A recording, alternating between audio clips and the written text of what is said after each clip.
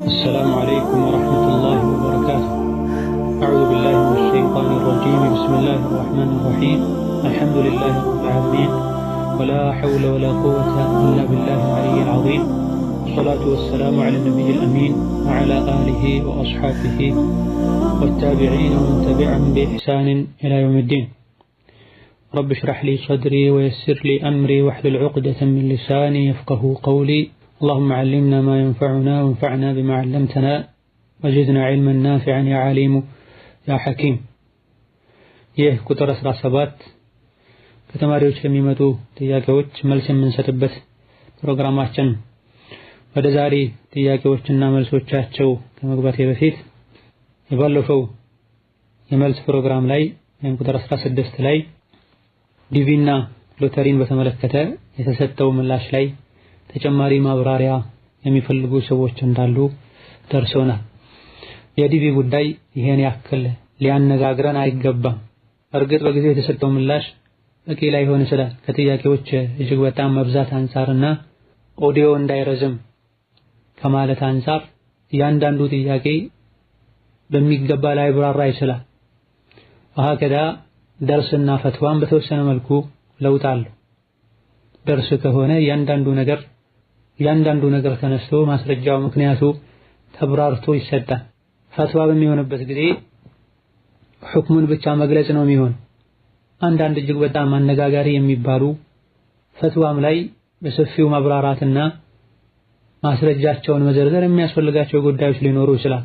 ወላኪን ዲቪን በምናይበት ጊዜ ጉዳቱና ችግሩ ግልጽ የሆነ ጉዳይ ነው። በዲናችን ሙሉ በሙሉ ራሱ ክልክል ስለሆነ ተብሎ የሚተው ነገር ይኖራል። ሌላ ጊዜ ደግሞ በተወሰነ መልኩ አጠራጣሪና አሻሚ ስለሆነ ተብሎ የሚተው ነገር ይኖራል። ራሱ ሐላል ከመሆኑ ጋር አብሮት ስላለ ችግርና ጉዳት ተብሎ የሚከለከል ነገርም አለ። የመጀመሪያው ራሱ ሐራም የሆነውን መተው ግዴታ። ሁለተኛው አሻሚና አጠራጣሪ የሆነውን እንድንርቀው ሸሪዓው መክሮናል። ሶስተኛው እንደ ሁኔታውና እንደ ግለሰቦች የሚታይ ይሆናል። እኔ ባለኝ መረጃ መሰረት ዲቪን ወይም የዲቪን እድል የሚያመቻቸው የሎተሪ ወኪል ቢሮ ከውጭ ጉዳይ ሚኒስቴር ጋር በመተባበር ነው። ስለዚህም የዲቪው ምንጭ ሐላልነቱ አጠራጣሪ ነው። ዲቪው ላይ የሚሳተፉ ሰዎች ከራሳቸው የሚከፍሉት ነገር ኖሮ ከሆነ ሙሉ በሙሉ ቁማር ስለሆነ የተከለከለ ነው እንላለን። ሰዎች በሚሞሉበት ጊዜ ክፍያ እንኳ ባይኖረው ይህ እድል የተመቻቸው በሎተሪ ወኪል ቢሮ አማካኝነት ከሆነ ሰዎቹ እንደ ሎተሪ የሆነ ነገር ገዝተው ባያገኙትም በመሰረቱ የሚያመቻቹና እድሉ የሚፈጥሩ ሰዎች ለዚህ የሚያስፈልገውን ነገር ሸሪዓው በማይፈቅደው መልኩ ያገኙትን ሰዎች ለአንድ ዓላማ ብለው የተከለከለን ነገር ሲሰሩና በራሳቸው ምክንያት የተከለከለን ነገር ሰርተው ለአንድ ሰው ስጦታ ሲያበረክቱ ሁለቱ ይለያያል። ለኛ ብሎ ሐራም የሆነ ነገር ሰርቶ አምጥቶ ቢሰደን መቀበል ሐራም ነው፣ ይከለከላል። ወላኪን በየትኛውም መልኩ ለራሱ የሰራውን ነገር ወደኛ ቢያዞር ለኛ ብሎ ሐራም እስካልተዳፈረ ድረስ ልንቀበል ልንጠቀመው እንችላለን። ዲቪ የሚዘጋጀው በየትኛውም መልኩ ቢሆን የካፍር ሀገር መሄድ ዲን ላይ ትልቅ አደጋ ያስከትላል። በመሆኑም ያለ በቂ ምክንያት ዲቪ የሞሉ የእስላምና የሙስሊሞች ጠላት ወደ ሆኑ ሀገራት መሰደድ አስፈላጊና ተገቢ አይደል። በሙሽሪኮች መሃል መኖር ከከባድ ወንጀሎች መሃል አንዱ ነው። ይሄም ሷሂህ በሆነ ሐዲስ ከነቢ አለይሂ ሰላቱ ሰላም ተነግሯል። አነ በሪኡ ሚመን ዩቂሙ በይነ ظهراني المشركين በላ። ስለዚህ ወደ ካፍር ሀገር መሰደድና ከነሱ ጋር ተዋህዶ ሀገራቸው ላይ ያለን ህግ በሙሉ አጽድቆ መኖር ከትልቅ ወንጀሎች ይቆጠራል። ወደ ወንጀል መዳረሻ የሆነ ነገር ማድረግ ደግሞ የተከለከለ ነው በዲናችን። ካፍሮች ሀገር ሄዶ መኖር ግልጽ የሆነ መስለሓ ካለውና መፍሰዳው መስለሓው ውስጥ የሚዋጥ ከሆነ የዲን አስተማሪ እንደዚህ አይነት ሀገር ላይ ሄዶ ቢኖር ለህይወቱ እስካልፈራና ዲኑ ላይ ትልቅ ችግር እስካልደረሰበት ድረስ ችግር የለም እንላለን። እንደዚሁ ነጋዴ የሆነ ሰው ዲኑን መጠበቅ የሚችልበት ግንዛቤ እስካለው ድረስ ወደ ካፍር ሀገር መሄዱ ለራሱም ምናልባት በንግዱ ለኡመቱም የሚጠቅም ከሆነ ችግር የለውም እንላለን። ምንም እንኳን ዓላማው ጥሩ ቢሆንም እንደዚህ አይነት ሀገሮች ላይ በሚሄድበት ጊዜ ሀገሩ ላይ ባለው መጥፎ ባህሪ ወንጀል የሚጠቃ ከሆነ ከጥቅሙ ጉዳቱ ያመዝናልና ይከለከላል። አሜሪካና መሰል የሆኑ አላህን የሚያስቆጡ ነገሮች በይፋ የሚሰሩበትና የሚታዩበት ሀገር ላይ ሄዶ ሲኖር ዲኑ ላይ እጅግ በጣም ከባድ ፈተና ይገጥማል። የካፍር ሀገር ላይ ሄዶ ለመኖር የነሱን ዜግነት ለመቀበል መስማማቱ ደግሞ ሌላ ራሱን የቻለ አንድ ችግር። ዜግነትን በሚቀበሉበት ጊዜ የሀገሩን ህገ መንግስት ተግባራዊ ለማድረግ ቃል ከመግባትና ከመስማማት ጋር እስላምን ለማጥፋት ቆርጦ የተነሱ ሰዎችን ህግ አክብሮ ተቀብሎ ተስማምቶ መፈረም ከኩፍር ማይተናነስ ከባድ ወንጀል ነው። በመሆኑም ሁኔታዎች ሳያስገድዱና መስፈርቶች ሳይሟሉ እንዲሁ እድሉን ስላገኙ ብቻ ዲቪን የሞሉ መሄዱ የተከለከለ ነው። ወደ ዛሬ ጥያቄዎች ስንመለስ ሶላት ሌሊትና ውዱእ ላይ ወስዋስ አለብኝ። የቀራሁትን ቀራሁኝ አልቀራሁም፣ ስጁድ አደረኩኝ አላደረኩም እያልኩኝ በጣም እወሰወሳለሁኝ። ይሄን ነገር እንዴት ነው ማስወገድ የምችለው የሚል ጥያቄ ነው። ወስዋስ ወይም ጉትጎታ በመሰረቱ ከሸይጣን ነው። ዑስማን ኢብኑ አቢል ዓስ ረዲየላሁ ዐንሁ ወአርዳህ ታላቁ ሱሐቢ ወደ ነቢያችን ዓለይሂ ሰላቱ ወሰላም በመምጣት ኢነ ሸይጣነ ቀድ ሓለ በይኒ ወበይነ ሶላቲ ወቂራአቲ ዩለብሱሃ ዐለየ ብሏቸው፣ ሸይጣን በእኔና በሶላቴ እንደዚሁ በእኔና በምቀራው ነገር መሃል ግርዶሽ ሆኗል፣ እንቅፋት ሆኖብኛል። ምን ይሻለኛል ብለው ነቢዩን ሲያማክራቸው ነቢዩ ዓለይሂ ሰላቱ ወሰላም ዛከ ሸይጣኑን ዩቃሉ ለሁ ኺንዘብ ፈኢዛ አሕሰስተሁ ፈተዐወድ ቢላሂ ሚንሁ ብላ፣ ይህ ኺንዘብ በመባል የሚታወቅ ሸይጣን ነው። ሶላት ላይ የሚወሰውስ፣ ቁርአን ላይ የሚወሰውስ። እንዲህ አይነቱ ነገር ሲገጥምህ አዑዙ ቢላሂ ሚነ ሸይጣን ረጂም በል፣ በአላህ ተጠበቅ። ወደ ግራም 3 ጊዜ እትፍ በል ብላ። ሙሉ በሙሉ ሶላት ላይ ከሆነን ሙሉ በሙሉ ሳንዞር በተወሰነ መልኩ አፋችን ብቻ ወደ ግራ ዞር አድርገን በደረቁ እትፍ ይባላል። ከሶላት ውጭ ከሆነ ሙሉ በሙሉ ተዞሮ 3 ጊዜ እትፍ ይባላል። ሱሐቢዩ ምን አለ? ነቢዩ ያሉኝን አደረኩኝ ፈአዝሀበሁ አላሁ ዐኒ፣ አላህም አስወገደልኝ ይህን ችግር። ሐዲሱን ኢማም ሙስሊም ዘግበውታል። በመሆኑም እንዲህ አይነቱ ችግር ሲፈጠር አዑዙ ቢላሂ ሚነ ሸይጣን ረጂም፣ አዑዙ ቢላሂ ሰሚዕል ዐሊም ሚነ ሸይጣን ረጂም፣ አዑዙ ቢላሂ ሚነ ሸይጣን ረጂም ሚን ሀምዚሂ ወነፍኺሂ ወነፍቲሂ እያሉ መደጋገም። በሀከዛ አዝካሮችን መጠበቅ ነው፣ በተለይ የጠዋትና ማታ ዝክሮችን። እንደዚሁ ደግሞ ይህን ችግር አላህ እንዲያነሳ ዱዓ ማድረግ። ከልክ በላይ ለጉዳዩ ትኩረት አለመስጠትና ከመጨነቅ መታቀብም ችግሩን ለመቅረፍ ይረዳል። እንደዚሁ ደግሞ ዒባዳን ካደረግን በኋላ ጥርጣሬ ከተፈጠረ ድጋሚ ተመልሶ አድርጌያለሁ አላደረኩም ብሎ ከመጠራጠር መታቀብ። ሙሉ በሙሉ ሶላቱን ውዱእን ካጠናቀቁ በኋላ ከሆነ ደግሞ ጥርጣሬው የተፈጠረው ቦታ አይሰጠውም። ውዱእ እያደረጉ ከሆነ የተጠራጠሩት ተመልሶ የተጠራጠሩበትን ነገር ማድረግ ነው። ከጥርጣሬው ቦታ የሚሰጠው ሶላት ውስጥ ያሉ ከተጠራጠሩ። ውዱእም ላይ እግሩን አጥቦ ፀጉር አብሶ ሁለቱንም እግሮች አጥበው ካጠናቀቁ በኋላ ጥርጣሬ ቢፈጠር ዝም ተብሎ ነው የሚካሄደው። ወላኪን ግራ እጅን እያጠቡ ቀኝ አጥቤያለሁ አላጠብኩም ተብሎ ጥርጣሬ ከተፈጠረ ቀኝ እጅን በማየት ማረጋገጥና ማስተዋስ ከተቻለ አጥቤያለሁ ተብሎ ወደ ግራው ታጥቦ ወደ ማበስ ይካሄዳል። እርግጠኛ መሆን ካልተቻለ ተመልሶ ቀኙን አጥቦ ግራውን ያጥባል። ነገር ግን ሙሉ በሙሉ ውዱእ ካጠናቀቁ በኋላ ጥርጣሬ ቢፈጠር ቦታ አይሰጠው። ወሃከዛ ውዱእ ላይ መሐልም ላይ እንኳን ቢሆን ጥርጣሬ የተፈጠረው አብዛኛውን ጊዜ የሚከሰት ችግር ከሆነ ቦታ አይሰጠውም። ኢዛ ገለበ ተብሎ ኢነማ አልፎ አልፎ የሚከሰት ከሆነ ነው እንደዚህ አይነት ጥንቃቄ የሚደረገው ያሉ ዑለሞችም አሉ። ምክንያቱም በየቀኑ በል ውዱእ ባደረጉ ቁጥር ሸክና ጥርጣሬ ውስጥ የገቡ ደጋግሞ ውዱእ የሚያደርጉ ሰዎች አሉ። እንዲህ አይነት ሰዎች ወስዋስ ተቆጣጥሯቸዋልና በዚህ መልኩ ከቀጠሉ ሶላት መስገድም አይችሉም። ሶላት ውስጥ ገብተውም መልሰው እንዲወጡ ያደርጋቸዋልና በሩን በተሻለ ያክል ማጥበብና መዝጋት። ቁል አዑዙ ቢረቢን ናስ፣ ቁል አዑዙ ቢረቢል ፈለቅን ደጋግሞ መቅራትም ይሄን ችግር ከሚያቀሉ ነገሮች መሃል አንዱ ነው። ሌላኛው ጥያቄ ሰዎች ወደ ውጭ ሄደው ሲመጡ ሶላት ላይ እያለሁኝ በር ሲቆረቁሩ ሶላቴን አቋርጬ ከፍታለሁኝ፣ ካልከፈትኩላቸው ይቆጣሉ። ሶላቴን አቋርጬ በመክፈቴ ሐራም ይሆንብኛል ወይ የሚል ጥያቄ ነው። ሶላት ላይ በተለምዶ ብዙ የሚባልና ተከታታይ የሆነን እንቅስቃሴ ማድረግ ሶላት ያበላሻል። ሶላት ውስጥ ሆነን የሆነ ነገር ሲገጥመን ለወንዶች ሱብሃንአላህ እንድንል፣ ሴቶች ደግሞ እንዲያጨበጭቡ በዲኑ ተደንግጓል።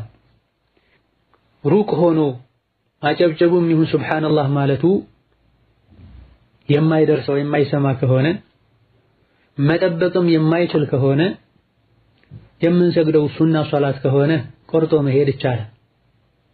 ፈርዱ ሶላት ከሆነ ግን ለትልቅ ችግርና ለበሩራ እንጂ አሊያ ደግሞ ከውጭ ያንኳኳ ያለው ሰው ላይ ካልከፈትንለት አደጋ ይደርስበታል ብለን ካልሰጋን እንጂ ሶላቱ አይቆረጥም። ፈርዱ ሶላት እንደ ሱና ሶላት አይደለም። ለዛ በሩ ቅርብ ከሆነና ቂብላን ሳይለቁ ከፍቶ መመለስ የሚቻል ከሆነ እየሰገዱ መክፈት ይቻላል። ፈርድም ይሁን ሱና ነቢያችን አለይሂ ሰላቱ ወሰላም ሶላት የሰገዱ ለእናታችን አይሻ ረዲየላሁ ዐንሃ በር ከፍተዋል። ወላኪን በሩ በጣም ሩቅ ከሆነ አሊያ ደግሞ ቂብላን እንዲለቁ የሚያደርግ ከሆነ መጠበቅ ካልቻሉ ፈጠን አድርጎ ሶላቱን እስኪያጠናቅቁ ድረስ ያንኳኳ ያለው ሰው አደጋ ላይ ከሆነ ያለው ፈርድም ይሁን ሱና ቆርጦ ሄዶ መክፈት ይቻላል። ወላኪን ሰዎች እንዲረዱ እንዲታገሱ ማድረግ የሚቻልበት ሁኔታ መፈጠር አለበት፣ እንዳይደጋገም ማለት ነው። በአንድ ሁለቴ በማንኳኳታቸው ብቻ ሶላት ተቆርጦ ሊኬድ አይገባም። ሶላቱ ሻእኑሃ ዐዚም። የሚያንኳኩ ሰዎችም ሶብር ሊያደርጉ ዑድር ላይ መሆኑን ሊገምቱ ይገባል። ተራ የሆነ ቁጣ ብቻ ሶላት ለመቁረጥ በቂ ምክንያት አይሆንም። ከተቆጡ ይነገራቸዋል። ሶላት እየሰገድኩኝ ነው የጌታዬ ሐቅ አለብኝ ይባላል። ወላኪን የሚያንኳኳው ሰው ቶሎ ካልተከፈተለት አደጋ ላይ ይወድቃል ተብሎ የሚሰጋበት ሁኔታ ካለ ሱና ከሆነ ያለምንም ችግር ተቆርጦ ይከፈታል። ፈርድ ከሆነም ለበሩራ ሶላቱ ተቋርጦ በሩ ይከፈታል። እየሰገደን ሄደን መክፈት ካልቻለን ሩቅ ከሆነ ቂብላ ተለቀቀን ከዛ በኋላ ያቋረጡትን ሶላት እንደ አዲስ ሙሉ በሙሉ ይሰገዳል። ሌላኛው ጥያቄ ሶላት ሲነይቱ በልብ እንደሆነ ተምረናል። በልባችን ነወይቱ ኡሰሊ ሶላተ ፈርድ አስሪ 4 ረክዓትን ሊላሂ ተዓላ ነው ወይ የምንለው ቢያብራሩልኝ። በመላስ ነወይቱ ኡሰሊ ሶላት አይባል። በልባችንም ቢሆን ይሄን ንግግር አንናገረው። እነማ ማወቁና ማቀዱ ብቻ በቂ ነው፣ መወሰኑ በቂ ነው። ዙህር ሶላት ለሰግድ ነው ካለን ዙህር ስንት እንደሆነ አውቀናል። አላህ ደግሞ ተባረከ ወተዓላ ያሰብነውን ሁሉ ወደፊት የሚሆነውን ሁሉ ያልሆነውን ቢሆን እንዴት ሊሆን ይችላል እንደነበረ የሚያጌታ ነው ተባረከ ወተዓላ። ስለዚህ በዚህ መልኩ በልባችን ቆም ብለን ይሄን ሁሉ መዘርዘር አይጠበቅብንም። የሶላትን ግዴታነት ስናቅ ዙህር 4 እንደሆነ፣ ፈጅር 2 እንደሆነ፣ መግሪብ 3 እንደሆነ አውቀናል። ከኛ የሚጠበቀው በጊዜው የምንሰግደውን ሶላት ምንነቱን ለይቶ ማወቅና ለመስገድ ወስኖ አላሁ አክበር ብሎ ወደ ሶላት መግባት ነው። ሌላኛው ጥያቄ ሐማም ውስጥ ውዱእ ሳደርግ በልቤ ንያ አድርጌ ቢስሚላህ በምልበት ሰዓት ድምፄን ጮክ አድርጌ ብል እንዴት ይታያል? ሽንት ቤት ሆኖ የአላህን ስም ማንሳት የተከለከለ ነው። ድምፁን ጮክ አድርጎ የሚሆን ለራስ በሚሰማ ልክ ዝቅ አድርጎ። ውዱእ በሚደረግበት ጊዜ ቢስሚላህ ማለት ዋጅብ ነው አይደለም? ኺላፍ አለበት። ጅምሁሮቹ የመረጡትና ራጂሑ ቢስሚላህ ማለት የጠበቀ ዋጅብ አይደለም። ስለዚህ አንዳንዴ ሽንት ቤት ገብተው አንዳንዴ ሽንት ቤት ውስጥ ውዱእ በሚያደርጉበት ጊዜ ቢስሚላህ የሚለውን ቢተውት ችግር የለም። ሲገቡ ነይተውና አስበውበት ቢስሚላህ ብለው የገቡ እንደሆነ ለውዱእም ጭምር ሊሆን ይችላል። ሌላኛው ጥያቄ አንድ ሰው ገላውን ከታጠበ ውዱእ ባያደርግ ገላ መታጠቡ ያብቃቃዋል ወይ የሚል ጥያቄ ነው። ትጥበቱ የግዴታ ትጥበት ከሆነና ከታጠቡ በኋላ ሐፍረተ ገላን ካልነኩ አዎን ትጥበት ውዱእንም ጭምር ያካትታል ወይም ከውዱእ ያብቃቃ። አብዱላህ ኢብኑ ዑመር ከትጥበት የበለጠ ውዱእ ምን አለ ብለዋል። ውዱእ ስናደርግ የተወሰነ አካልን ብቻ ነው መርጠን ወስነን የምናጥበው። ገላን በሚታጠቡበት ጊዜ ግን መላ ሰውነት ነው የሚታጠበውና ከውዱእ የሰፋ ትጥበት ነውና ውዱእም እዛ ውስጥ ይገባል ብለዋል።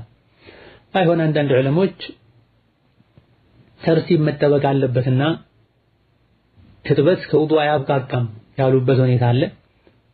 አስቀድሞ ሙሉ ውዱእ አድርጎ ከውዱእ በፊት እስትንጃ ሲያደርጉ በተለይ ጀናባ ከሆነ የእስትንጃውን ቦታ ለስተንጃም ለጀናባም ነው ብለው አጥበው ከዛ በኋላ ሙሉ ውዱ አድርገው አፍረተ ገላቸውን ሳይነኩ ውዱ ማድረጉ ገላን መታጠቡ የተሻለ። ገላን ከታጠቡ በኋላ ውዱ ቢያደርጉም ከኺላፍ የሚያወጣ የተሻለ ተግባር። ሆኖም በትክክል እስትንጃ አድርጎ ለጀናባ ከሆነ የእስትንጃውን ቦታ ሲያጥብ ለጀናባም ለእስትንጃም ብሎ አጥቦት ከዛ በኋላ መላ ሰውነቱን ውሃ ያስነካ ሰው ለውዱእም ለስጥበትም ይሆናል። ሌላኛው ጥያቄ የውሻ ነጃሳ በአፈር ምትክ በሳሙና ማጠብ ይቻላልን የሚል ጥያቄ። ሐዲሱ ላይ የተባልነው የታዘዝነው ከሰባቱ አንዱ አፈር ያድርገውን የተባለ ባለንበት ጊዜ የተለያዩ ቆሻሻን ሊያስወግዱ የሚችሉ ሳሙናና መሰል ነገሮች ቢኖሩም አፈርን ትተን በአፈር ፋንታ እነሱን መጠቀም አንችልም። በነቢዩ ሰለላሁ ዐለይሂ ወሰለም ዘመን በሶሐቦች ዘመን ከአፈር ውጭ የሆኑ ሌሎች ቆሻሻን የሚያስወግዱ ነገሮች እያሉ ከአፈር የተሻለ ቆሻሻን የማስወገድ ኃይል አለው ብለው የትኛውም ነገር አልተጠቀሙም።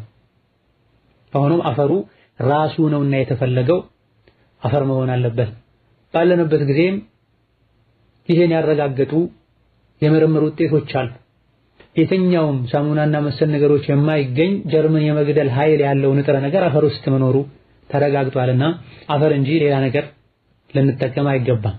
ሌላኛው ጥያቄ አያቴ የረመዳን ጾም ቀባ ያለባት ቀባዋን ሳትጾም ሞተች። እኔ የእሷን መጾም እችላለሁ ወይ የሚል ጥያቄ ነው። የሞተችው በዛው ህመሟ ከሆነ ሳትድንና ቀባ ማውጣት የምትችልበትን ክፍት ጊዜ ሳታገኝ ከሆነ የሞተችው ቀባ የለባት። ነገር ግን ያለፋትን ጾም ቀባ ማውጣት የምትችልበትን ጊዜ ጤነኛ ሆና ከማግኘቷ ጋር ሳትጾም ከሞተች ነዓም ልጆቿ፣ ቤተሰቦቿ፣ ሌላም ሰው ቢሆን ቀባ ሊያወጣላት ይችላል። ምንም ችግር የለም። ረሒመሃላሁ ረሕመተን ዋሲዓ። ሌላኛው ጥያቄ ቁርአን ሐፍዘን ስንጨርስ ለፈተና የሚቀርብ ውድድር አለ። ውድድሩን የሚያቀርቡትና የሚፈትኑት ወንዶች ናቸው።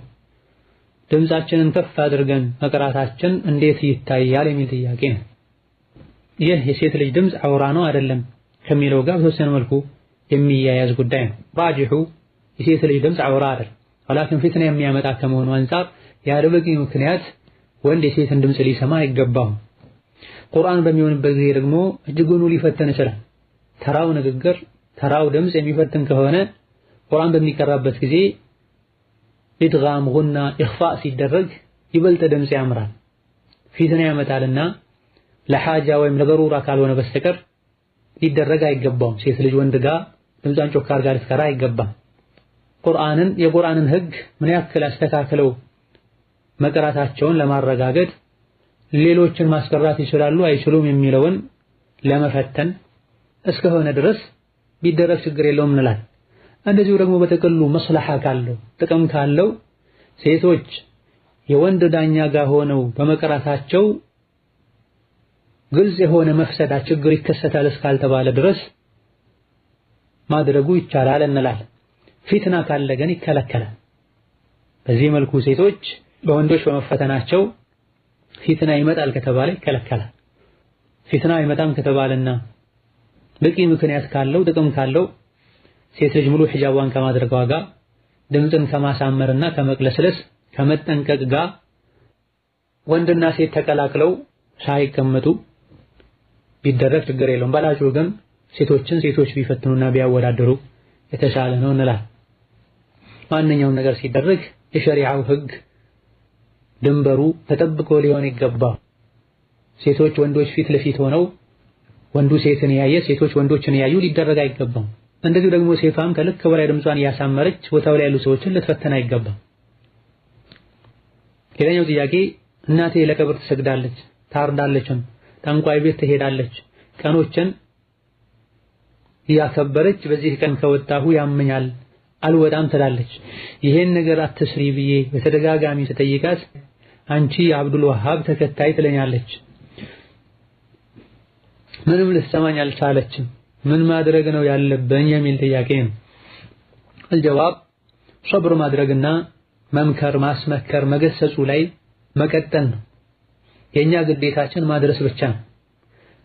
ሂዳያ ያለው በአላህ እጅ ነው ተባረከ ወተዓላ።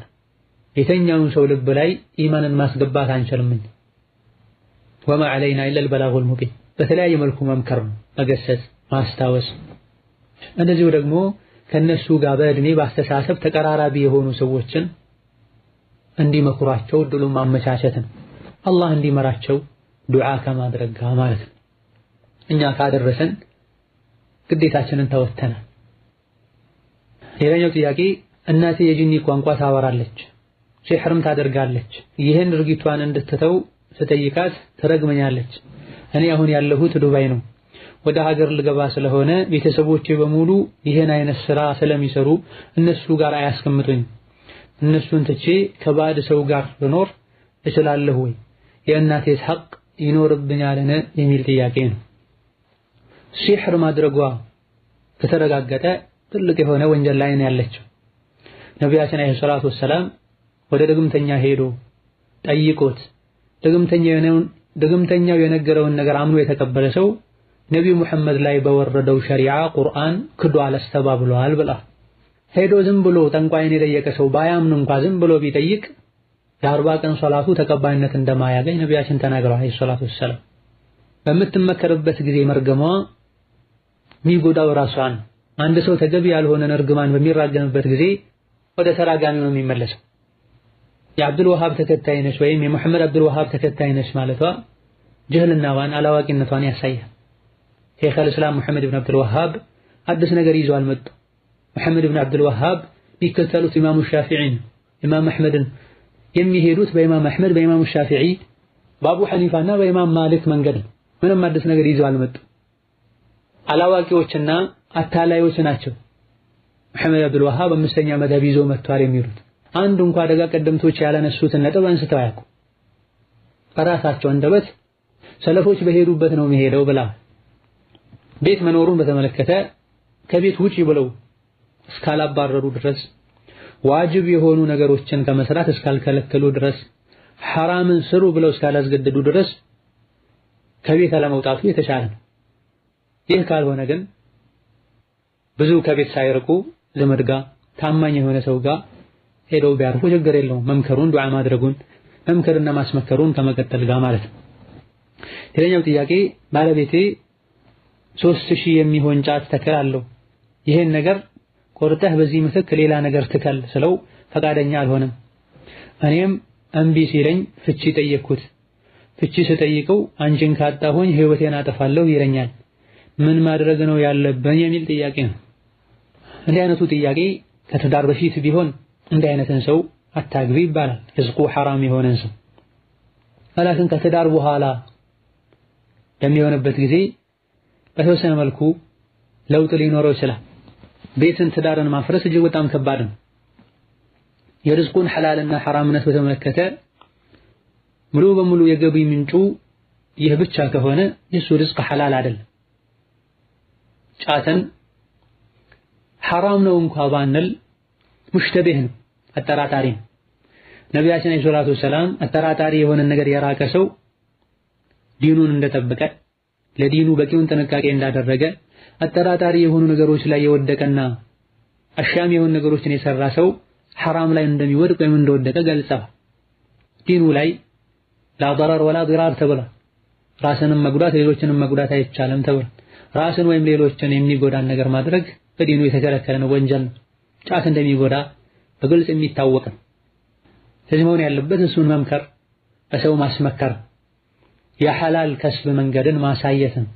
አቅም ካለ ሌላ ሐላል የሆነ ስራ እንዲሰራ እድል መፍጠር ነው። በየትኛውም መልኩ እሺ ካላለና ካልተቀበለ ላንቺና ለልጆችሽ የሚሆንን ከስብ ለመከሰብ የሥራ ሁኔታ ለማመቻቸት መሞከር፣ ከሐላሉ ከስብ ለራስሽና ለልጆችሽ እንድትበይ ማለት። ይሄን ማድረግሽና በዚህ መልኩ መጣርሽ እሱ እንዲነቃ፣ እንዲገሰጽ፣ እንዲመለስ ሊያደርገው ይችላል። ፍቺን መጠየቁ የራስንም ትዳር ቤትን ማፍረስ ነው የሚሆነው። እሱ እንዳለው ካደረገ የሰው ነፍስ ለማጥፋት ሰበብም ጭምር ይሆናልና መታገስ፣ በሌሎች ማስመከር፣ ስራ እንዲቀይር መምከር። አይ ካለ ለራስሽ ሐላል የሆነን ምግብ የምትበይበትን ሁኔታ ማመቻቸት ነው። ሌላኛው ጥያቄ ከ3 እስከ 4 ወር የሆነን ጽንስ አስወርጄ ነበር። በጣም በመጸጸት ተውበት አድርጌ በተከታታይ 2 ወር እየጾምኩኝ ሳልጨርስ ረመዳን ገባ። ረመዳን ካለቀ በኋላ አልጾምኩም። አሁን ከመጀመሪያ ነው ወይ መጀመሪያ ያለብን የሚል ጥያቄ ነው። የወረደው ጽንስ ነፍስ ተዘርቶበት ከነበረ ወንጀሉ እጅግ በጣም ከባድ ነው። በተነገረው መሰረት ተውበት ከተደረገ አላህ ተባረከ ወተዓላ ይመራል። ከተውበቱ በተጨማሪ 2 ወር በተከታታይ መጾም የግድ ነው። እንደዚሁ ደግሞ ካሳ መክፈል የግድ ነው። 5 ግመል ወይም 5 ግመል ዋጋ መከፈል አለበት። የሚሰጠው ለአባቱ ወይም ለህፃኑ ወራሾችን 2 ወር በተከታታይ እየጾሙ ሳለ በሸሪዓው በቂ የሆነ ምክንያት ገጥሞት ያቆመ ሰው ምክንያት ወይም ችግሩ እንደተቀረፈ ካቆመበት መቀጠል ይችላል። የጾሙ ሳለ ረመዳን ቢገባ አቁመው ረመዳን ይጾማሉ። ረመዳን እንደወጣ ከዒድ ቀን ቀጥሎ ጾሙ ይጀምራል። 10 ጾመው ከነበረ 11 ብሎ ይቀጥላል። 30 ከነበረ 31 ብሎ ይቀጥላል። እንደዚሁ ደግሞ በጠና ቢታመምና መጾም ቢያቅተው አንድ ሰው እስኪሻለው ያቆምና ሲሻለው ካለበት ካቆመበት ይቀጥላል። ወላኪን ረመዳን ላይ ያቆሙ ረመዳን እንደወጣ መቀጠል እየቻሉ ካልቀጠሉ ከዛ በፊት የጾሙት ሁሉ እንደ ዜሮ ይቆጠርና እንደ አዲስ መጀመር ይገደላል። ሌላኛው ጥያቄ አንዳንድ ሰዎች ቀናቶችን ያከብራሉ። በዛ ቀንም ከቤታቸው አይወጡም። ያን ሰው ለሆነ ጉዳይ ብንፈልገው በሚያከብሩበት ቀን እቤቱ ብንሄድ እንዴት ይታያል? እንዲህ አይነቱን ሰው መምከርና ማስመከር ተውበት እንዲያደርግ ማድረግ ከዙሪያው ያሉ ሰዎች ግዴታ ነው። ቀን ይጠቅማል ይጎዳል አይባልም። ቀን የወልዮች የደጋጎች ነው አይባልም። ቀን ሁሉ የአላህ ነው። በየቀኑ የሚከሰቱ ነገሮችን በሙሉ አላህ የከተባቸውና የጻፋቸው ናቸው። ይህ ቀን የአላህ ነው፣ ይህ ቀን የኑር ሁሴን ነው፣ ይህ የሰይድና ኸድር ነው፣ ይህ የነቢ ነው አይባልም። ይህን የሚያደርግ ሰው ተመክሮ ካልተመከረ ማግለሉ የሚጠቅመው ከሆነ ይገለላል። በተለያዩ በማህበራዊ ጉዳዮች ከሱ ጋር መገናኘቱ የግድ ከሆነ መገናኘት ይቻላል። ለሚያከብርበት ቀን ለሆነ ጉዳይ ቤቱ መሄድ የግድ ከሆነ ከሱ ጋር አብሮ ለማክበር ብለው እስካልሄዱ ድረስ ለጉዳይ ገብተው ቢወጡ ችግር የለም። ሌላኛው ጥያቄ አዲስ ቤት ተሰርቶ አላህን ለማመስገን ምርቃት ማድረግ ይቻላል ወይ የሚል ጥያቄ ነው። አዲሱ ቤት ውስጥ ሲገቡ ማረድ ጂኒን ያባራል። አሊያ ደግሞ ካልታረደ ቤቱ ላይ የተለያዩ አደጋዎች ሊደርሱ ይችላሉ ተብሎ ከሆነ የሚታረደው ይከለከላል። ከአላህ ውጭ ላላ ካልማረድ ሽርክ ነው፣ ክፍር ነው። ወላኪን የሚያርዱት አላህን ለማመስገን ከቤተሰብ ከዘመድ ጋር ሆኖ ደስታን ለመግለጽ ከሆነ ምንም ችግር የለም።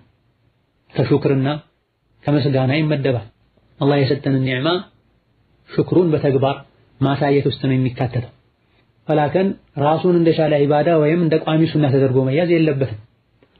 ቤት በተሰራ ቁጥር እንዲህ መደረግ አለበት ተብሎ ማመንን እንዳያስከትል ማለት የቻለ ሰው ቢያደርግ ችግር የለውም፣ ቢተውትም ችግር የለም።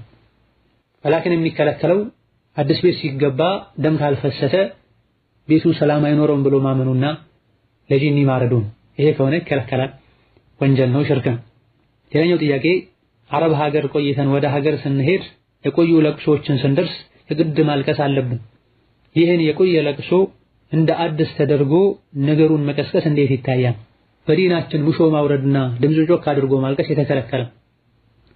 ከአንጀት ሳያለቅሱ ሰዎች ይቆጡኛል ብሎ ማልቀስ ደግሞ ውሸትና ሌላ ራሱን የቻለ ወንጀል ነው። ውስጣችን ለሟቹ አዝኖ ድምፅ ሳናወጣ ሙሾ ሳናወርድ ዝም ብለን ብናለቅስ ችግር የለውም፣ ይሄ የእዝነት ምልክት ነው። ወላኪን ለቅሶ ቤት ሄጄ ካላለቀስኩኝ ሰዎች እንዲህ ይሉኛል፣ ስም ያወጡልኛል ተብሎ ከሆነ የሚለቀሰው በዲኑ የተከለከለ ነው፣ ከሙስሊም የማይጠበቅም ተግባር ነው። ጭራሽ የማልቀስ ስሜት ውስጣቸው ላይ ሳይኖርባቸው ሁሉ ሲያለቅስ እንዴት እኔ ዝም እላለሁ ወይም ደግሞ መታ ሳታለቅስ ገባች ይባላለሁ ብለው ለማልቀስ እየጣሩ ከአንጀታቸው እንዳልሆነ ከድምጻቸው ከሁኔታቸው ሰዎች አውቀው የሚስቁባቸው ሰዎች አሉ። በግድ ለማልቀስ ብለው አይናቸውን በርበር የሚያስነኩ ሁሉ አሉ። ማን ነው ይሄን ያዘዘው? ሙስሊም እንቅስቃሴው በሙሉ ሊላህ ሊሆን ይገባል። በሸሪዓው ለቅሶ ቤት መሄድ ራሱን የቻለ ዓላማ አለው። ለሟቹ ዱዓ ማድረግ የሟች ቤተሰቦችን ማጽናናት። ዱዓ ማድረጉም ይሁን ማጽናናቱ ከማልቀስ ጋር የተያያዘ አይደለም። ሟቹ ካሳዘነን ቤታችን ሆነን ያለቀስነው ይበቃል። ሟች ቤተሰቦች ጋር ሄዶ በአዲስ መልኩ አልቅሶ የሟች ቤተሰብን መረበሽ በሸሪዓው ለቅሶ ቤት መሄድ ከተደነገገለት ዓላማ ጋር የሚጻረርና የሚጋጭም። የሚያለቅሱ ሰዎችን ለማረጋጋት ነው መሄድ ያለበት፣ አብሮ ከነሱ ጋር ቁጭ ብሎ ለማስለቀስ ሳይሆን ማለት ነው። ገና ከበር ጀምሮ እየተፈተፈቱ እየጮሁ ገፍተው ሰብር አድርገው የተቀመጡ የማስቤት ሰዎችን የሚያስቸግሩ ሰዎች አሉ። አላህ ዘንድ ተባረከ ወተዓላ የሚያስቀጣ ወንጀል የሆነ ተግባር። ሌላኛው ጥያቄ አሰሪዬ ሁል ጊዜ አንሶላና ብርድ ልብስ ትገዛልኛለች። ስራ ቦታ እንድጠቀምበት ነው የምትገዛልኝ።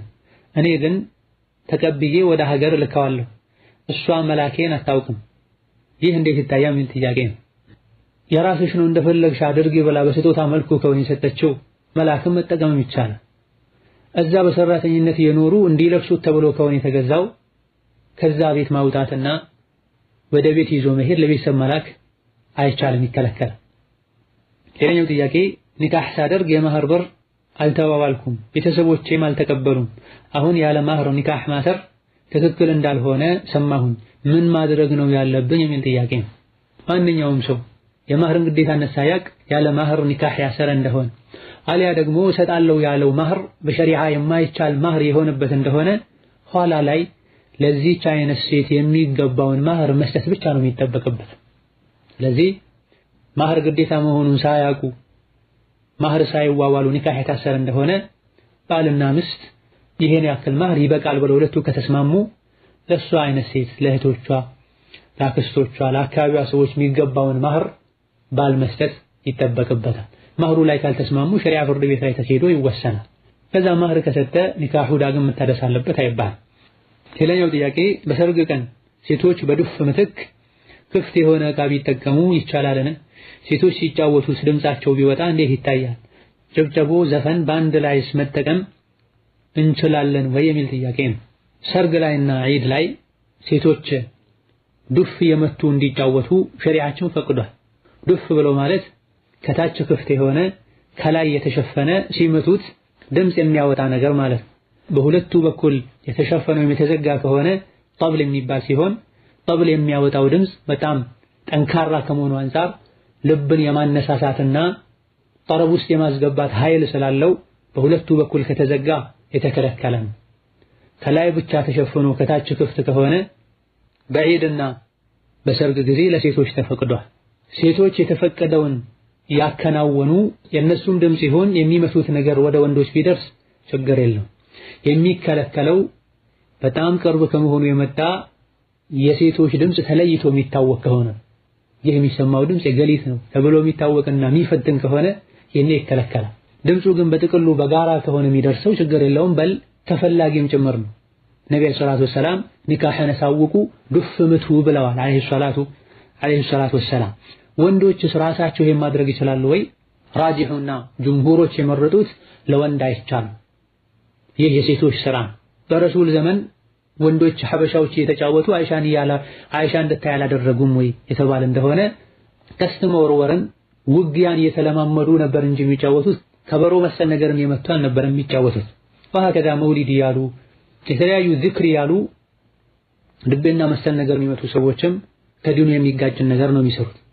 ሌላኛው ጥያቄ አንዲት ሴት ኒካህ ስታስር ቀለል ያለ ብር እንዲሰጣትና እንዲሁም ቁርአንን እንዲያሳፍራት አላህን ፈርቶ እንዲያስተዳድራት ማህር ብትጠይቅ ይቻላል ወይ? የሚል ጥያቄ ነው።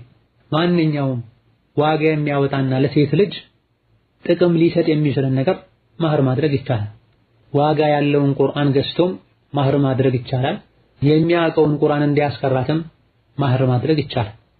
አላህን ፈርቶ እንዲያስተዳድራት የሚለው እንደ ተጨማሪ ሸርጥና ነገሩን ማጥበቂያ አድርገን ልንጠቀመው እንችላለን። ወይላ አላህን ፈርቶ ማስተዳደሩ መጀመሪያም ሸሪዓ ግዴታ ያደረገበት ነገር ነው። ሌላኛው ጥያቄ ትዳር ከመያዜ በፊት ከቤተሰቦቼም ጋር ሆነ ከሰዎች ጋር በሰላም እኖር ነበር። ትዳር ከያዝኩ በኋላ ግን ብዙ የተለያዩ ችግሮች ደረሱብኝ።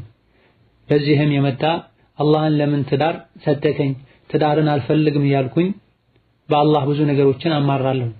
ምን ማድረግ ነው ያለብኝ? ትዳርንም በጣም እጠላለሁ የሚል ጥያቄ ነው። አላህ የወሰነው ነገር በሙሉ ለሰው ልጆች መልካም ኸይርን። አንድ ነገር ልትጠሉት ትችላላችሁ፣ ለእናንተ መልካም ነው። አንድ ነገር ልትወዱት ትችላላችሁ፣ ለእናንተ መጥፎ ነው። አላህ ያውቃል፣ እናንተ አታውቁም ብሎናል አላህ ተባረከ ወተዓላ።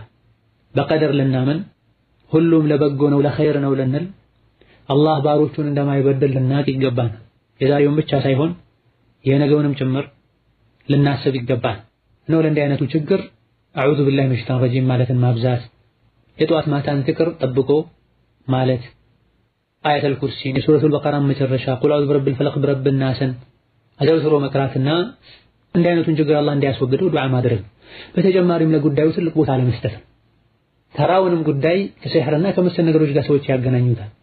ትዳር ላይ የሌሉ ሰዎችም ላይ የሚከሰተውን ችግር ትዳር ውስጥ በመግባታቸው ብቻ እንደመጠባቸው አድርገው እንዲቆጥሩ የሚያደርጉ የሚናገሩ ሰዎች አሉና ከልክ በላይ ቦታ ለመስጠት አለመጨነቅ ነው። ወመን የተወከለ ዐላ አላህ ፈሁወ ሐስቡሁ ተብሏል። በአላህ የተብቃቃ በአላህ የተወከለ አላህ ይበቃዋል ተብሏል። ሌላኛው ጥያቄ ባለቤቴ ሀገር ነው ያለው፣ እሱ የሚኖረው እኔ በሰራሁት ቤት ላይ ነው። በአንዳንድ ነገር ስንጣላ ካልሆነ ቤትሽን ለቅቄልሽ እወጣለሁ ይለኛል። ይህ እንዴት ይታያል የሚል ጥያቄ ነው። እዚህ ጋር እንደ ጥያቄ ግልጽ ተደርጎ የተቀመጠ ነገር ምንም የለም። በባልና ሚስት መሃል ግጭትና አለመግባባት አልፎ አልፎ ሊከሰት ይችላል። አለመግባባት በተፈጠረ ቁጥር ሁሉ ሚስት ቤትን ለቅቄ እወጣለሁ፣ ባልም ቤትሽን ለቅቄ እወጣለሁ ሊል አይገባም። ባል ሚስቱ የሰራችው ቤት ላይ መኖሩ እሷ እስከፈቀደ ድረስ በመሰረቱ ነውር አይደለም። ከፈለግሽ ቤቱን ለቅቄ እወጣለሁ ማለቱም ቁጣውን መግለጫ መንገድ እንጂ ሌላ ነገር አይደለም። ይሄም በማለቱ ብቻ ኒካሁ አይወርድም። ከፈለግሽ ነው ያለው። አው ፈልጋለሁ ለቀህ ውጣለኝ እሷ ካለችው እሱም ለቅቄ እወጣለሁ ሲል ኒካህ አወርዳለሁ ማለት ከሆነ ነው የተበት ይሄኔ ኒካሁ ይወርዳል ልንል እንችላለን። ከፈለግሽ ብሎ ግን እስካንጠለጠለው ድረስ አው ፈልጋለሁ ውጣ እስካላለችው የኒካሁ መኖር አለመኖር ላይ የሚያሳደረው ተጽዕኖ አይኖርም። ባልና ሚስት ሊሰብሩ፣ ሊቻቻሉ፣ ሊረዳዱ ይገባቸዋል። ሌላኛው ጥያቄ እናቴ ያለ ኒካህ ነው የወለደችኝ። አሁን ላገባ ነበር። ያለሁበት ሀገር የሸሪዓ ፍርድ ቤት የለም። የእናቴ ልጆች ወንድሞች ያሉ እነሱ ኒካሁን ቢያስሩልኝ ይቻላል ወይ የሚል ጥያቄ ነው። በመሰረቱ ኒካህ የሚያስረው አባትና የአባት ወገን ነው።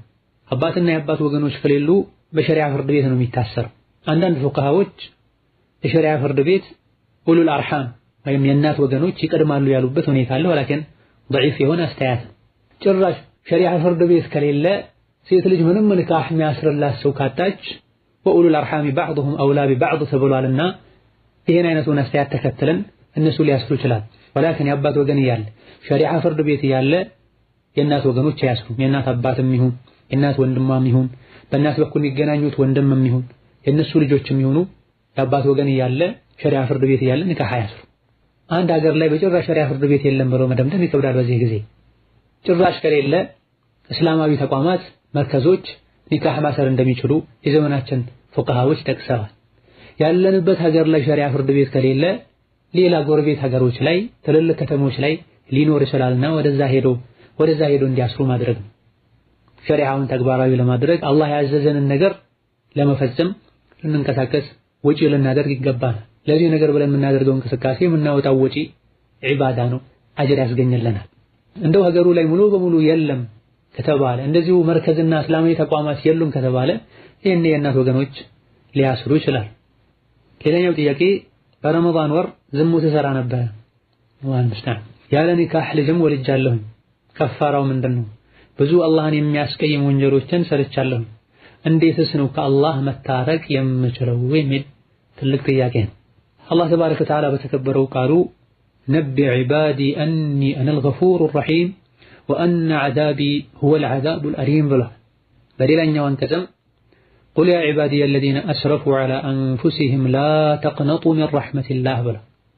ለባሮቼ ንገራቸው ወንጀል በማብዛት ነፍሳቸው ላይ ድንበር ላለፉት ከልክ በላይ ራሳቸውን ለበደሉት ባሮቼ እኔ ወንጀልን ሁሉ እንደምምር ንገራቸው፣ ወላኪን ፈጥነው ተውበት ያድርጉ፣ ወደ አላህ ይመለሱ፣ ሞት ሳይመጣ በፊት ለጌታቸው እግራቸውን ልባቸውን ይስጡ ብሏል አላህ ተባረከ ወተዓላ። ወሀከዛ ለባሮቼ ነገራቸው እኔ መሐሪ ሩህሩህ አዛኝ መሆኔን ላልተውበትና ራሱን አስተካክሎ ወደ እኔ ያልመጣን ሰውም እንደምቀጣም ንገር ብሏል። ዝሙት ምንም እንኳ ከባድ ወንጀል ቢሆን ሸርጡን አሟልቶ ጣረሞት ላይ ከመድረስ በፊት የተወበተ ሰው አላህ ተባረከ ወተዓላ ይቀርላል። ሆኖም ዝሙት ከሌሎች ወንጀሎች ለየት ባለ መልኩ እጅግ በጣም ከባድና ጸያፍ ተግባር ነው። ለዚህም አላህ ተባረከ ወተዓላ አትቅርቡት ነው ያለው። ዝሙትን አትስሩ ሳይሆን ዝሙትን አትቅርቡ ነው። ከሙስሊም የማይጠበቅ ነውር ነው። عفوا تعفوا نساؤكم في المحرم وتجنبوا ما لا يليق بالمسلم إن الزنا دين إذا أقربته كان الوفاء من أهل بيتك فاعلمي تبلو ራሳችሁን ከዝሙትና ተጸያፍ ነገር ጠብቁ ቤተሰቦቻችሁ ይጠበቁላችኋል ከሙስሊም ማይጠበቅን ነገርም ራቁ ዝሙት ብድር ነው ካበደርክ ክፍያው ከቤተሰብህ ነው የሚሆነው አንዲት ሴት ላይ 2000 ብር ከፍሎ ዝሙት የሰራ ሰው እሱ ቤት ላይ 25 ሳንቲም ተከፍሎ ዝሙት ይሰራል ወይም በነፃ ዝሙት ይሰራል ተብሏል የሰው ቤት ያንኳኳ በሩ ይንኳኳል ራሳችን ለቤተሰባችን ማንወደውን ነገር ለሌሎች ላይ ልንፈጽመው አይገባም ማንኛውም ንጹህ ህሊና ያለው ሰው ዝሙትን ለእህቱ ለሚስቱ ለእናቱ አይወድም ህሊናው የተባላሸ ሰው ሊወድ ይችላል ይሄ ሰው አይደለም እንስሳ ነው ስለ ሰዎች ነው እኛ የምናወራው ነው ዝሙት ምንም ከባድ ወንጀል ቢሆን ተውበትን አስተካክሎ ከልብ ተጸጽቶ ጥፋትን አውቆ የአላህን መሐሪነት ተረድቶ ፊትን ወደ አላህ ካዞሩ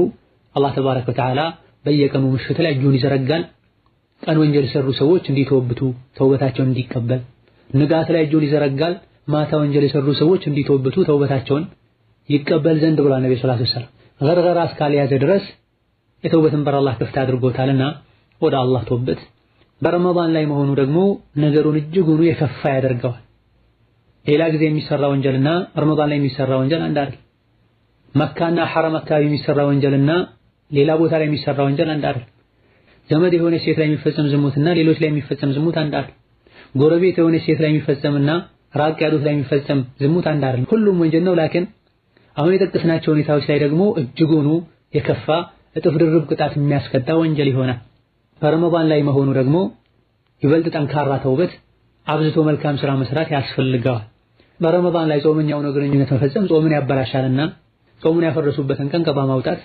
ከቀባም አልፎ በግብረ ስጋ ግንኙነት ያውን በሐራም በዝሙት ያፈረሱትን ቀን ከፋራ ማውጣት ይጠበቃል ከፋራው ባሪያ ነፃ ማውጣት ካልተቻለ 30 ምስኪን ማብላት ካልተቻለ 30 ቀን መጾም ጾሙን በተከታታይ መሆን አለበት ስለዚህ በተደጋጋሚ ረመዳን ላይ እንዲያነስ ተፈጽሞ ከሆነ ለእያንዳንዱ ቀን አንዳንድ ባሪያ ነፃ ማውጣት ባሪያ ማግኘት ስለማይቻለው ዘመኑ 30 ምስኪን ማብላት ካልተቻለ 30 ቀን በመረዳ መጾም ግዴታ ከመጾም የሚከለከል የጤና ችግር እስከሌለ ድረስ መጾሙ ዋጅብ ነው ተውበቱ ትክክል መሆኑ የሚረጋገጠውም ያጠፉትን ነገር በዚህ መልኩ ሲያስተካክሉ ልጁን በተመለከተ በዝሙት የተወለደ ልጅ የአባቱ ልጅ አይሆንም የሚጠራው በእናቱ ዝምድናውም የሚሆነው ከእናቱና ከእናቱ ወገን ጋር አማ ኒካህ ሳይታሰር በፊት ወንድ ልጅ የወለደ እንደሆነ ልጄ ነው ሊል አይችልም اللهم الا አቡ ሐኒፋና ኢብኑ ተይሚያ ረሂመሁላህ ተዓላ ዝሙቱን የሰራው ኒካህ የሌላ ሴት ላይ ከሆነና ከዛ በኋላ ኒካህ ከሷ ጋር አስሮ ልጁ የኔ ነው ብሎ አምኖ የተቀበለ እንደሆነ እነዚህ ሁለት መስፈርቶች ከተሟሉ ልጁ የሱ ሊሆን ይችላል ያሉበት ሁኔታ አለ እጅግ በጣም አስቸጋሪ ሁኔታዎች የተፈጠሩበት ወቅት ላይ እንዲህ አይነቱን አስተያየት ተከተለን ለነሄድና ልጁ ነው ልንል እንችላለን ወይላ የዝሙት ልጅ ያባቱ ሊሆን አይችልም የተውበት ማድረግ ያበላሹትን ማስተካከል እስትግፋር ሱና ሶላት ሱና ጾም ሰደቃን ማብዛት ሌላው ጥያቄ ለመስጂድ መስሪያ ተብሎ የተወሰኑ እህቶች ጋር ሆነን ብር ሰብስበን ነበር ሀገር ላይ ኃላፊ ሆኖ ብሩን ለሚሰበስበው ሰው እንዲሰጡት ለቤተሰቦቼ ላኩት ቤተሰቦቼም ሰውየውን አጣ ነው ሲሉኝ ብር ተቀባዩን ካጣችሁት ገንዘቡን እናንተ ተጠቀሙት አልኳቸው ሐራም ይሆንብኛል ወይ ምን ጥያቄ ለተነየተለት ዓላማ በምንም መልኩ ማዋል ካልተቻለ ለሌላ ለተመሳሳይ ስራ ቢያውሉት መልካም ለተነየተለት ዓላማም ይሁን ለተመሳሳይ ስራ ማዋል ካልተቻለ ለቤተሰብ ቢሰጥ ችግር የለውም ወላኪን ገንዘቡ የአንድ ግለሰብ ብቻ ከሆነ ነው ለቤተሰብ ቢሰጥ ችግር የለውም እንለው የብዙሃን ገንዘብ ከሆነ ግን ወደ እነሱ ወደ ቤተሰባቸው መመለስ አሊያ ደግሞ እኔ ወደ መስጂዱ ማድረስ አልቻልኩም ቤተሰቦቼ ችግረኛ ናቸው ለነሱ ላድርገው ወይ ብሎ እነሱ ማስፈቀድ ይገድላል እነሱ ሳይፈቅዱ ለቤተሰብ ዝም ብሎ መስጠት አይቻልም ይከለከላል ያደረጉትም እንደሆነ መመለስ ግዴታ ነው ሌላኛው ጥያቄ አንድ ሰው የሆነ ንብረት ጠፍቶበት ንብረቱን ሲያጣው ቦታው ላይ የነበረን ሰዎችን ሰብስቦን ፈርሙ ብሎ ጠየቀን ይህን ፈርማ ለምን እንደሆነ ስንጠይቀው ጠንቋይ ቤት ሊጠይቅ ነው ማን እንደወሰደ ይነግሩኛል አለን ብፈርም እንዴት ይታያል አልፈርምም ብለው እኔ እንዳነሳሁት አድርጎ ያስባል የሚል ጥያቄ ነው መፈረም አይቻልም በወንጀልና በኩፍር መተባበር ነው የሚሆነው ጥንቆላ ኩፍር ነው ብለናል። ወደ ጠንቋይ ሄዶ የሚናገረውን አምኖ መምጣት በሸሪዓው በቁርአኑ እንደ መካድ ነው የሚቆጠረው ብለናል። እንደው ከዚህ ያነሰ ቀላል የሚባል ወንጀል ቢሆን ግለሰቡ ካልፈረመ ስሙ ይጠፋል፣ ክብሩ ይነካል ተብሎ የሚግራራበት ሁኔታ ሊኖር ይችል ነበር። ወላኪን ከባድ ወንጀል ከሆነ ያውም ሲሕር ከሆነ መፈረሙ በጭራሽ አይቻል። ለክብሩ ተብሎ ለስሙ ተብሎ ይሄን ወንጀል ተዳፈር አይባል። በመሆኑም አልፈረምም፣ ሲሕር ኩፍር ነው፣ ወንጀል ነው፣ በወንጀል አልተባበርም ብሎ ማይፈርሙበትን ምክንያት በመግለጽ ከመፈረም ወደ ኋላ ማለትና ራስን ማጥራት ይቻላል። ሌላኛው ጥያቄ እኔ አላህ ሱብሓነሁ ወተዓላ ከዓርሽ በላይ እንደሆነ አምናለሁ። እጮኛዬ ግን አላህ ያለ ቦታ ነው ያለው ከዓርሽ በላይ ነው ካለን ከፍጡራን ጋር ማመሳሰል ነው ይላል። እኔም አላህ ከዓርሽ በላይ ነው ያለው ከዓርሽ በላይ ለመሆኑ ከቁርአንና ከሐዲስ ማስረጃ ሳቀርብለት ሊሰማኝ አልቻለም። ይሄን ሰው ማግባት ይፈቀዳል ወይ? ምንስ ትመክሩኛላችሁ? ይላል። አቂዳውና እምነቱን እስካላስተካከለ ድረስ ከሱ ጋር ትዳር መመስረት ሁሌ ቤት ውስጥ ችግርና ጭቅጭቅ እንዲኖር ሰበብ ይሆናልና እንዲህ አይነትን ሰው ማግባት አይመከርም። የአላህ ከዓርሽ በላይ መሆን በቁርአን በሐዲስ በደጋግ ቀደምቶች ሙሉ ስምምነት የተረጋገጠ ጉዳይ ነው። ያለ ቦታ ነው ያለው የሚለው ከጊዜ በኋላ የመጣ ፊትናና ብዥታ ነው። ሌላኛው ጥያቄ እኔ በሁለት ሰዎች ላይ በጣም ከባድ የሆነ ወንጀልን ሰርቻለሁ። ከወንጀሉ ክብደት የመጣም ለመናገር ይከብደኛል። አላህ እንዲምረኝ በመጸጸት ተውበት አድርጌያለሁ። ተውበት ከማድረግ በተጨማሪ መስፈርት እነሱን ይቅርታ መጠየቅ እንዳለብኝ ነው የተረዳሁት። ሰዎችን በነገራቸው የበደልኳቸው በደል በጣም ከባድ ነው። ምን ማድረግ አለብኝ? እንቅልፍ ስለነሳኝ ነው የሚል ጥያቄ ነው። ይሄን ያክል በደሉን ካወቅከው ከተወበትክ ጌታህን ይቅርታ ከጠየቅ አላህ ተባረከ ወተዓላ ይምራል። ወላኪን ከግለሰቦች ጋር የተያያዘ ወንጀል ከሆነ ግዴታውን መወጣት ይጠበቅብሃል። ገንዘብ ከሆነ ገንዘባቸውን መልስ። ስማቸውን አጥፍተህ ከሆነ ስማቸውን አጥፍቻለሁ ይቅርታ በላቸው። ገንዘቡን ቀጥታ መመለሱ ህይወትህ ላይ ችግር ያመጣል፣ አሊያ ደግሞ የባሰ ጸብ ይፈጥራል ከተባለ በሌላ መንገድ እንዲደርሳቸው አድርግ። ስማቸውን አጥፍቻለሁ የሌለባቸውን ነገር ለጥፌያለሁ ብሎ መናገሩም የባሰ ጸብ እንዲመጣ ያደርጋል ከተባለ አንደኛ ደረጃ እስትግፋር አድርግላቸው፣ ዱዓ አድርግላቸው። የእነሱን መጥፎ ስም ባነሳህበት ቦታ የእነሱን ጥሩ ስም አንሳ፣ ጥሩ ጎናቸውን ተናገር። هذا والله تعالى أعلم። ለዛሬ በዚህ እናበቃለን። ወሰላሙ አለይኩም ወራህመቱላሂ ወበረካቱ።